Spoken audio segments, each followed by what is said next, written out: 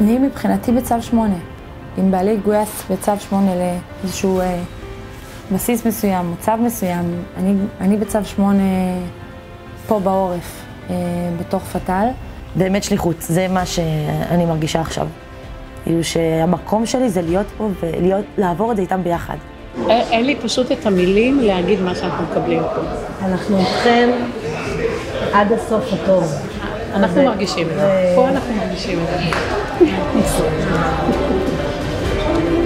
אני מרגיש גאווה גדולה כשאני מסתובב בבתי המלון ופוגש את האורחים שלנו, כי הם עדיין אורחים, ופוגש את הצוות שלנו, וכולם עם ברק בעיניים, וזה מאוד מאוד מרגש אותי. נתנו לנו מעל ומעבר, השקיעו בנו. כשכל היום שואלים איך אני יכול לעזור, מה אני יכול לעשות, אני אומרת, אוקיי, זה הניצחון שלנו בעיניי. פה אנחנו מנצחים.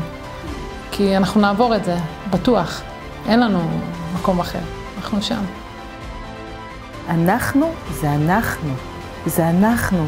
הפכנו ממלון לחברה יותר גדולה, לקהילה, למשהו ענק הזה עם כל המתנדבים וכל האנשים האלה עבור כל העם הזה. ואני מרגישה שזה קורה אצלנו, בבית שלנו, בבית של פתל, וזה מייצר אדוות מטורפות. ואתה חייב להאמין בחיים, זו המהות שלנו.